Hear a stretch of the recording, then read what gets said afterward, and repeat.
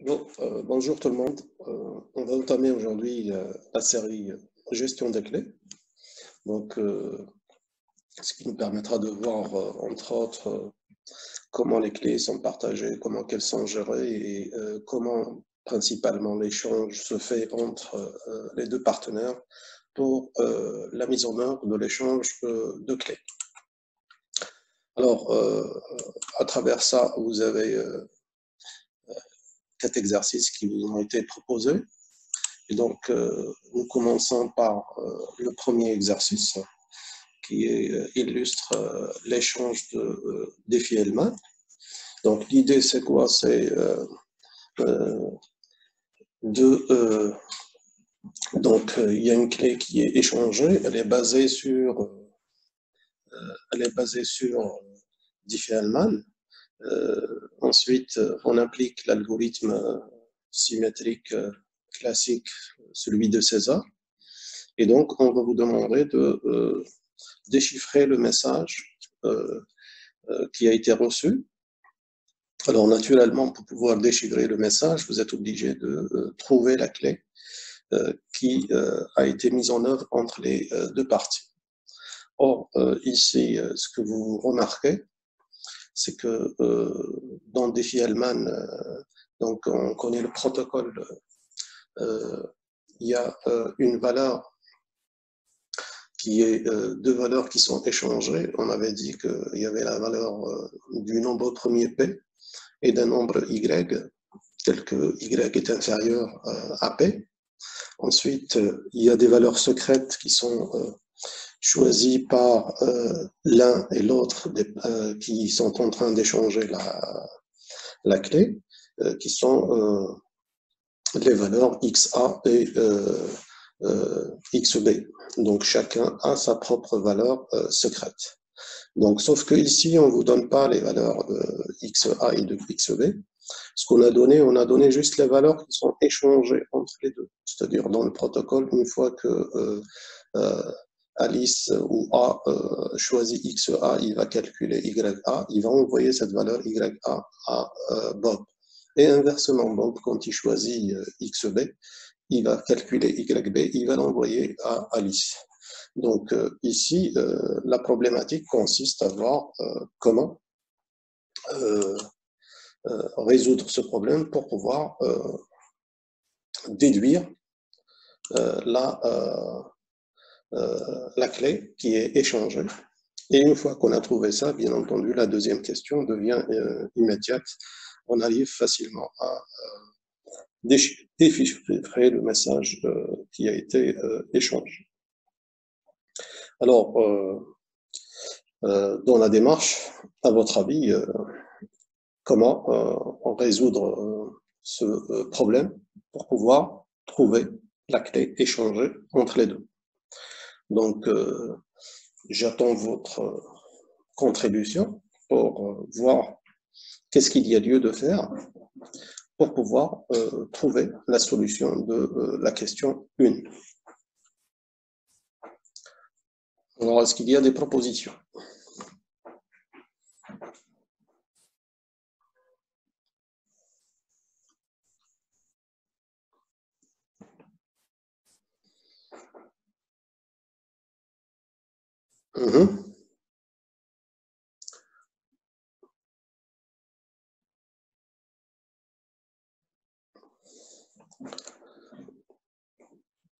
Alors, de votre avis, qu'est-ce qu'il y a lieu de faire?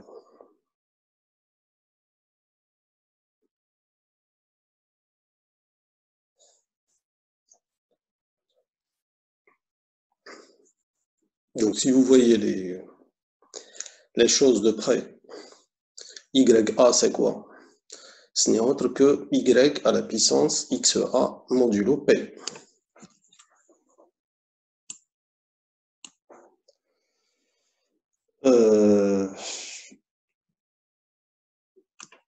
Boudlel, c'est... on ne peut pas faire ce genre de choses parce que ici, ce que tu as YA égale à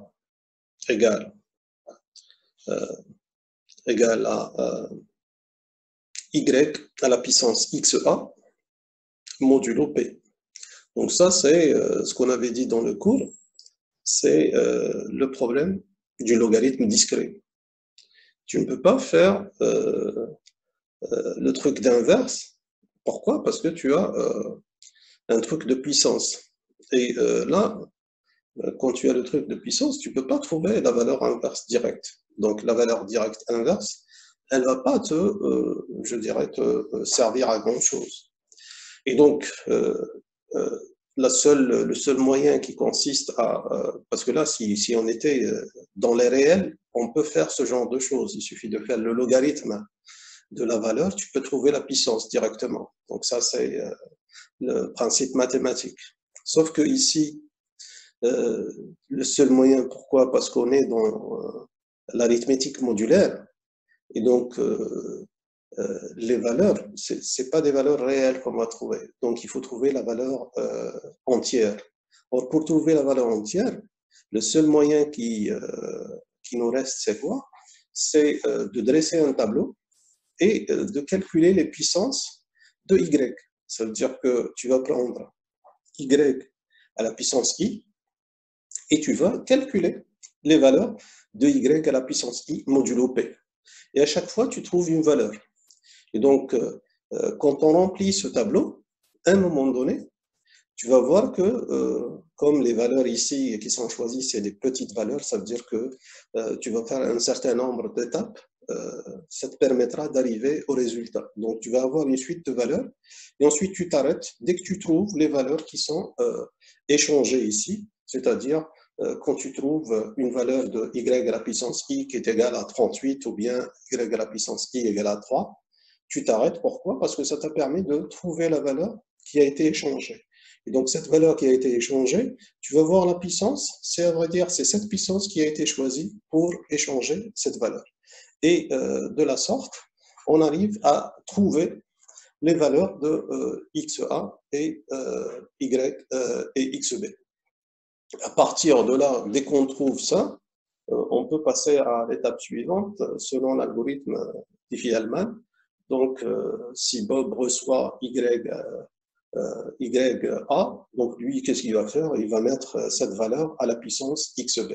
Inversement, Alice, quand elle reçoit YB, qu'est-ce qu'elle va faire? Automatiquement, elle va faire YB à la puissance XA. Et c'est comme ça qu'on arrive à trouver la valeur échangée entre les deux partenaires. Donc, si je résume ce que je viens de dire à travers la solution, donc on aura ce qui suit. Donc, pour trouver cette valeur, donc c'est ce que j'ai dit. Donc, on a la valeur x qui est égale à 5 à la puissance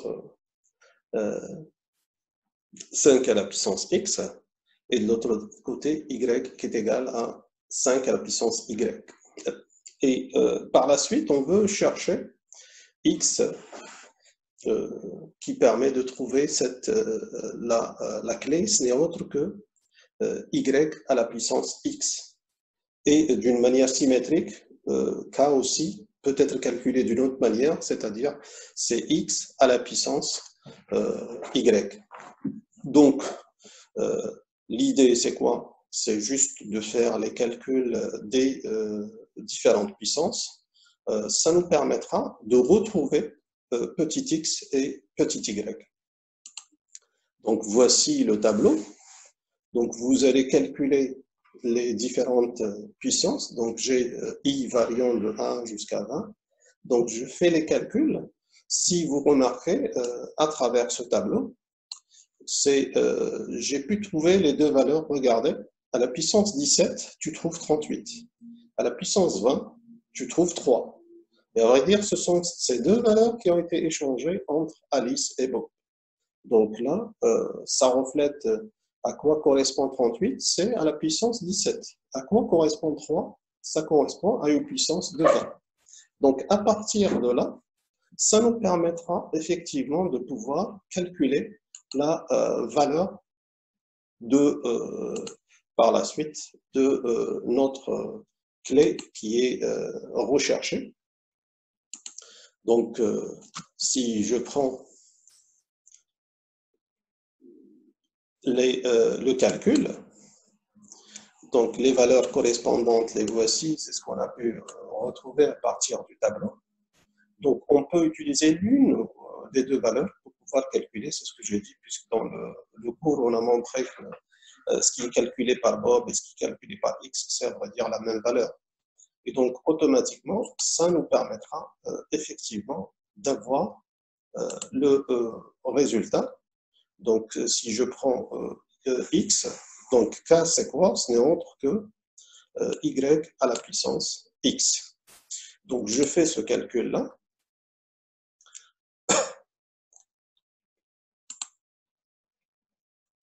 Donc, ça va être Y à la puissance 17. Donc, c'est ce que j'ai trouvé. Ça, c'est le calcul d'exponentiation classique. Ce que vous faites, c'est 17, c'est la somme de puissance de 2, c'est 16 plus 1. Donc, il suffit de calculer cette quantité. Donc, ça vous donne 3 à la puissance 16 plus 1. Ensuite, ça va être le produit de 3 à la puissance 16 fois 3, modulo 47. Et 3 à la puissance 16, ça vous donne 32. 3, s'il reste 3, vous le multipliez par la suite. Vous allez trouver que K égale à 2. Et donc, automatiquement, ça permettra d'avoir la solution. La solution, c'est quoi? C'est K égale à 2. Donc, c'est la valeur qui a été échangée entre les deux partenaires. Donc, ici, on vous a montré ça. J'ai pris Y à la puissance X comme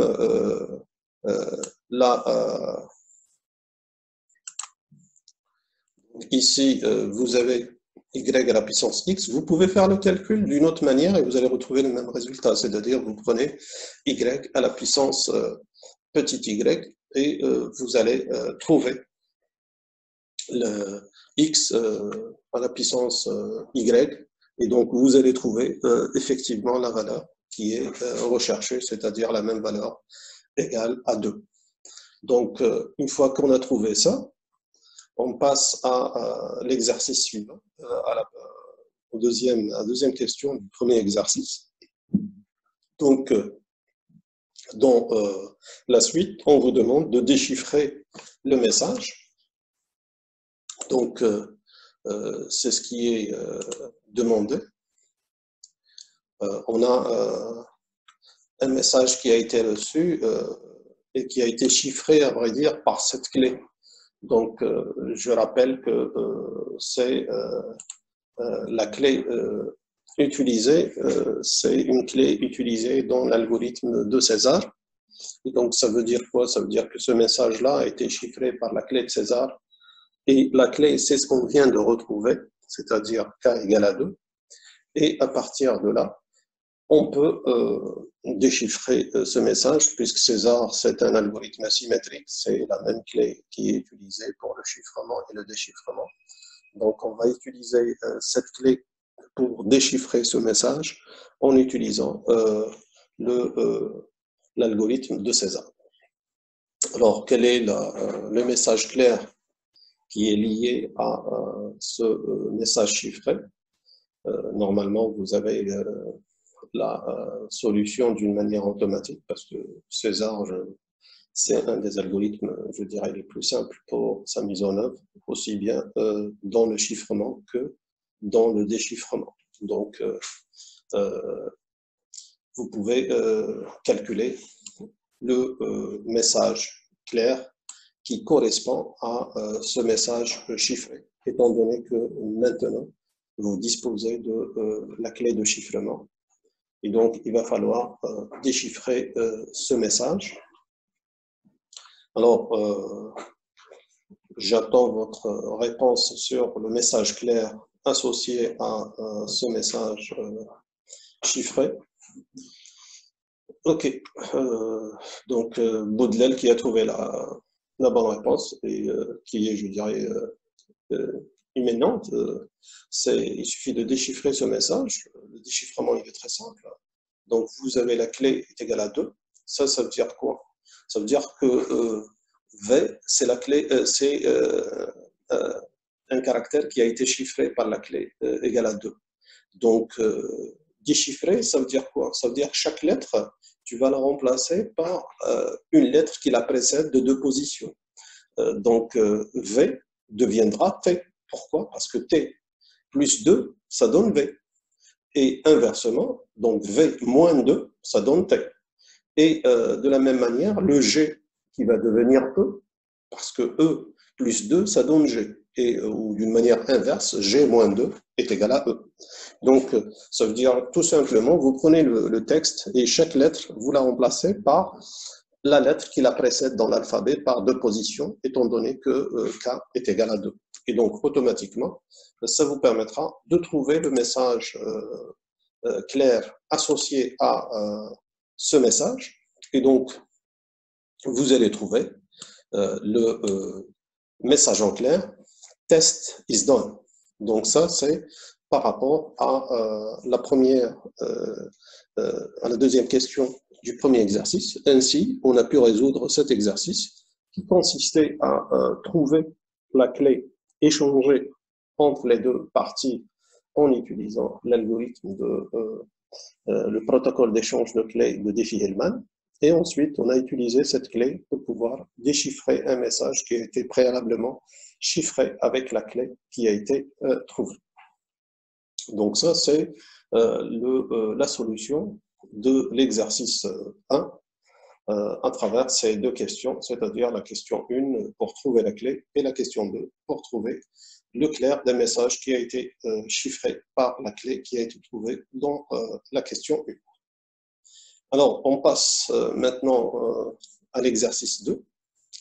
Donc, l'exercice 2 est le suivant.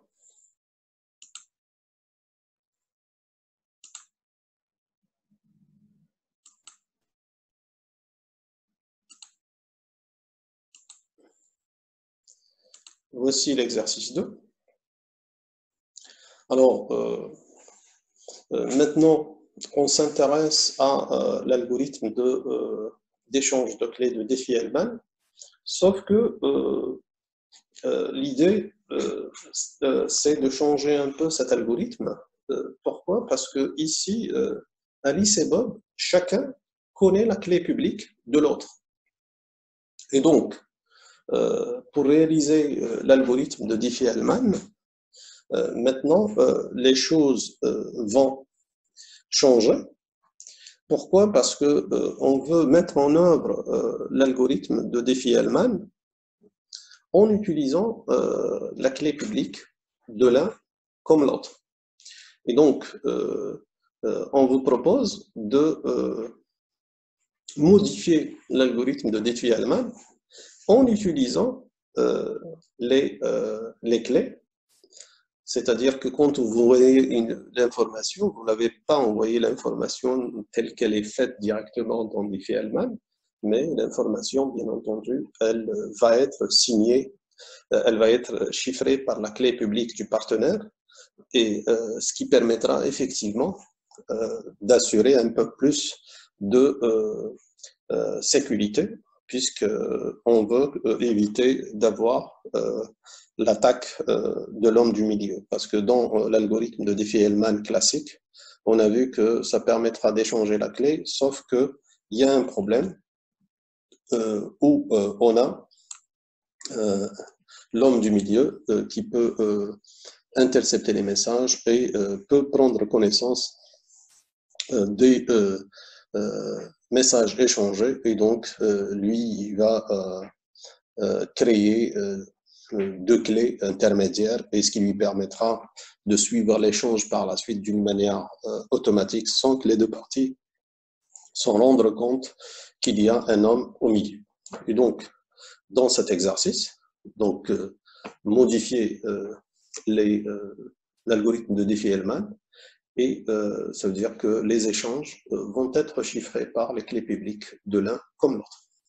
Donc, j'attends votre réponse pour voir quelle est l'ébauche de la solution et comment on va aboutir à la solution en en utilisant les clés publiques de l'un comme l'autre. Donc, j'attends vos propositions sur cet effet-là.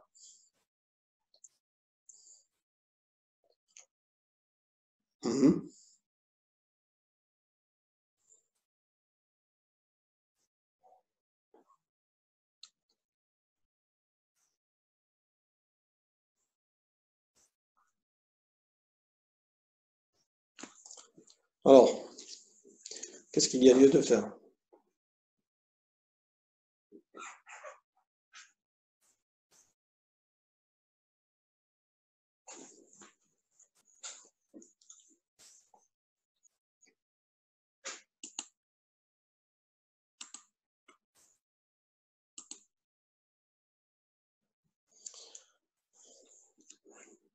Donc, il suffit de reprendre l'algorithme de Diffie-Hellman classique et d'intégrer un chiffrement des valeurs qui sont échangées, c'est-à-dire les valeurs qui sont échangées ne sont pas des valeurs en clair. C'est ça ce que ça veut dire. Et donc, il faut utiliser, grâce aux clés publiques de l'un comme l'autre, vous pouvez chiffrer les informations envoyées de part et d'autre, ce qui permettra effectivement d'avoir la solution. Alors, qu'est-ce qu'il y a lieu de réaliser?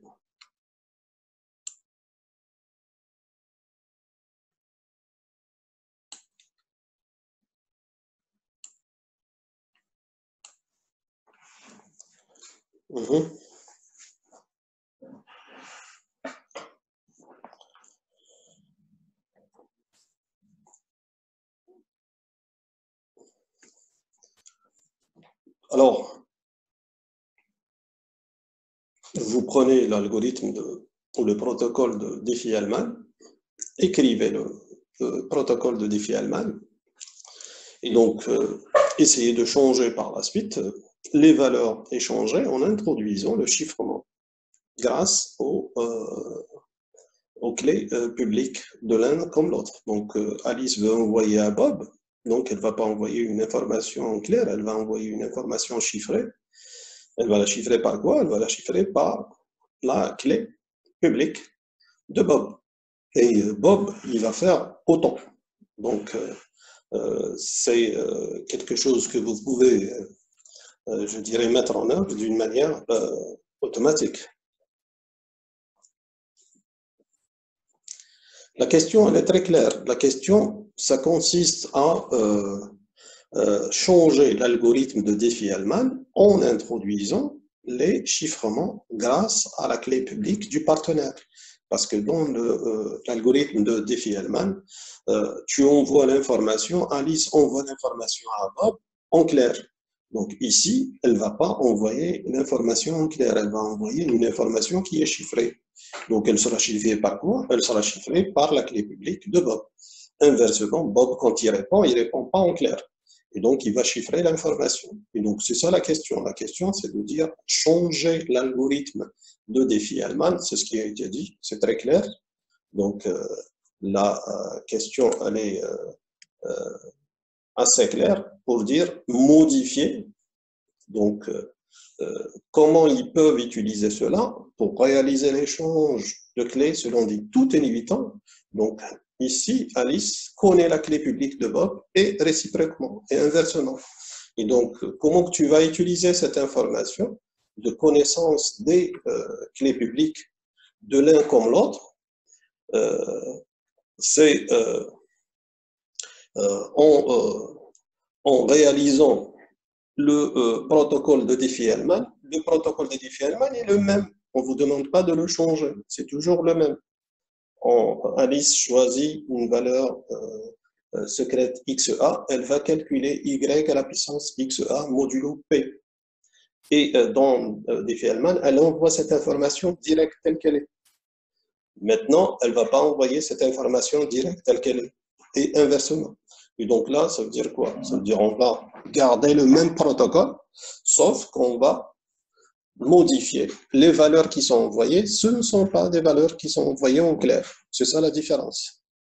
Et donc, il suffit de reprendre l'algorithme de Diffie-Hellman et d'introduire le chiffrement grâce aux clés publiques du partenaire, aussi bien pour Alice que pour Bob. Alors, dans ce cas-là, ce qu'il y a lieu de faire, donc Alice et Bob, ils vont utiliser les clés publiques respectives.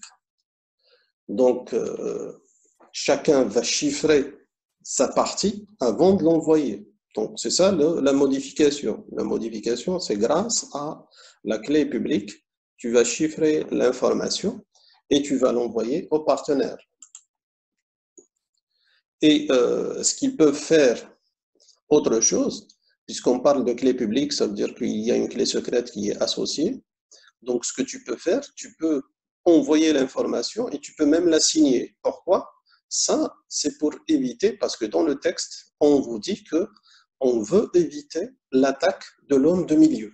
Parce que l'homme du milieu, si on analyse un peu le protocole, c'est que dans le protocole classique, il n'y a aucune information d'identification du partenaire. Ça veut dire que Alice, elle envoie à Bob, mais une fois que l'information est arrivée à Bob, Bob ne sait pas que l'information, elle vient de Alice. Et c'est pour ça qu'il y a l'attaque de l'homme de milieu. Donc, lui, il va exploiter ce manque, et c'est comme ça qu'il va s'introduire entre les deux, et ce qui lui permettra de générer des clés intermédiaires.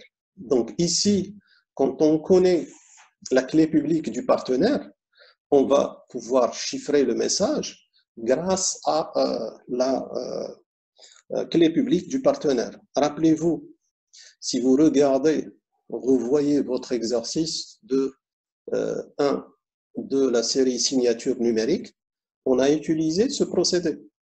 Donc, le fameux exercice où on envoyait le couple C sigma, il n'y avait pas de liaison entre C et sigma, donc on a changé le procédé pour avoir une liaison entre C et sigma, et on avait signé l'information qui est relative au message, et c'est comme ça qu'on a pu identifier, Bob peut identifier Alice et inversement. Alors ici, ça va être la même démarche qui va être utilisée. Donc, on va pouvoir mettre une signature dans le message et mettre un chiffrement dans le message. Et ça permettra par la suite que Bob va identifier le message, disons qu'il vient de... donc, il va identifier le message en disant que ce message provient de Alice. Pourquoi?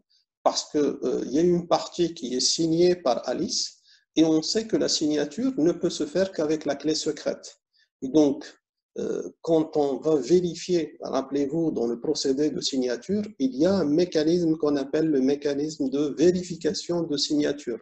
Donc, Alice a généré une signature et donc Bob va vérifier cette signature et ce qui lui permettra de savoir que effectivement ce message provient exactement de Alice. Et d'une manière symétrique, Alice, elle va faire la même chose pour vérifier la signature de Bob, et donc elle saura que le message provient de Bob. Et donc automatiquement, avec ce procédé, on ne pourra pas avoir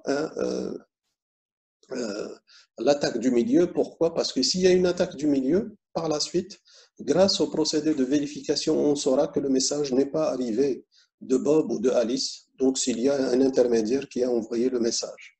Et donc, de la sorte, on arrive à exploiter l'information, cette information qui consiste à utiliser la clé publique du partenaire et ce partenaire, à vrai dire, avant d'envoyer le message, il prend le soin de le signer. Donc, c'est comme ça que on arrive à faire une association entre le message et sa signature. Et à l'arrivée, on peut déchiffrer le message. Pourquoi?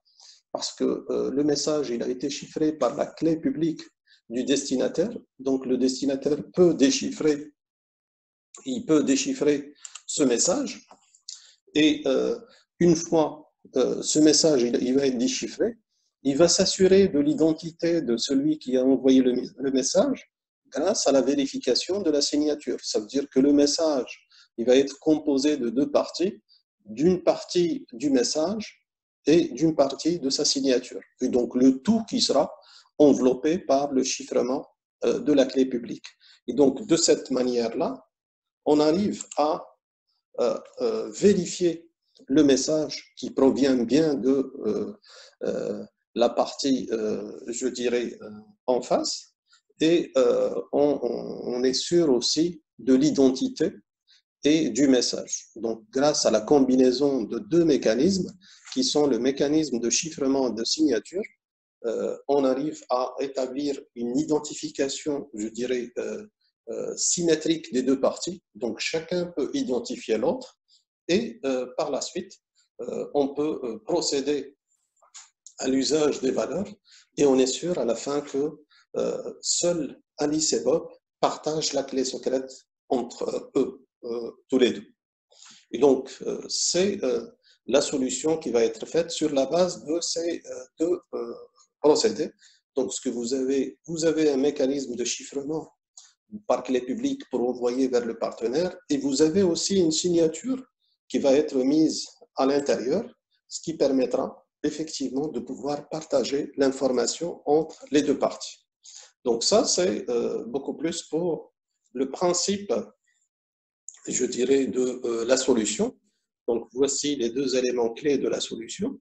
Il suffit de mettre maintenant ces deux, je dirais, principes de solution dans le protocole lui-même. Donc on prend le protocole de Diffie-Hellman et on va introduire ces deux idées qui consistent à intégrer le chiffrement et la signature.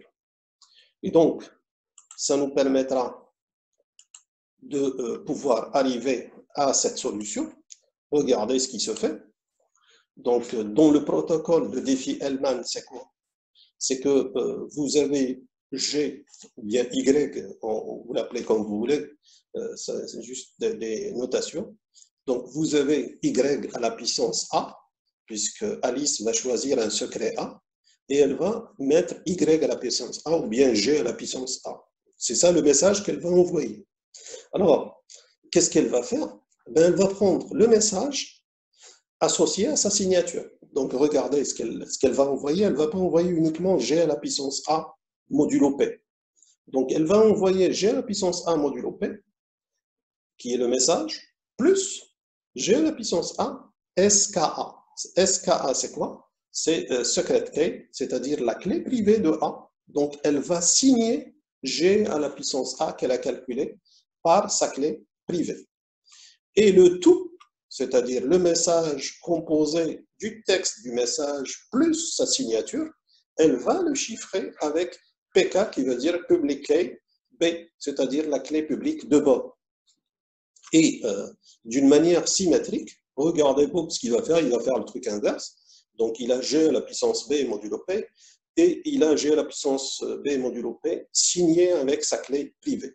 Et le tout va être signé avec la clé publique de Alice. Donc, si vous regardez l'un comme l'autre, prenez le message de Alice. Donc, qu'est-ce qu'elle va faire? Elle va calculer G à la puissance 1 modulo P et suivi de la signature, qui est le tout avec, chiffré avec la clé publique de Bob. Elle va l'envoyer à Bob. Donc, Bob, qu'est-ce qu'il va faire? La première étape, il va déchiffrer grâce à sa clé secrète, puisque le tout est chiffré par sa clé publique. Donc, il va déchiffrer grâce à sa clé secrète. Ça veut dire qu'avec la clé secrète, vous allez éliminer ce chiffrement, donc les accolades externes qui existent. Donc, qu'est-ce qu'il va faire? Il va prendre connaissance de G à la puissance A modulo P. Et il va prendre aussi connaissance de G à la puissance A modulo P, et qui est chiffré avec la clé secrète de Alice. Donc, le mécanisme de vérification de la signature, c'est quoi? Bob va utiliser la clé publique, puisqu'il connaît la clé publique de Alice. Il va déchiffrer avec la clé publique de Alice, ce qui lui permettra de retrouver G à la puissance A. Et donc, c'est le mécanisme de vérification de signature. Et donc, automatiquement, il va trouver l'égalité G à la puissance A avec G à la puissance 1. Donc, il est sûr maintenant que le message provient exactement de Alice et ce qui lui permettra par la suite de retrouver la clé publique, la clé échangée entre les deux. C'est G à la puissance A, il suffit de mettre G à la puissance A, à la puissance B modulo P, ce qui trouve la clé. D'une manière symétrique, Alice, elle va faire le mécanisme inverse de cette solution. Et donc, de la sorte, on arrive à mettre en œuvre une solution de défi Hellman qui est basée sur l'usage des clés publiques et automatiquement, ça nous permettra d'arriver à la solution.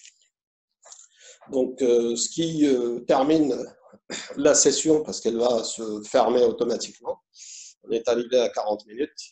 Et donc, on arrête à ce niveau-là avec l'exercice 1 et l'exercice 2.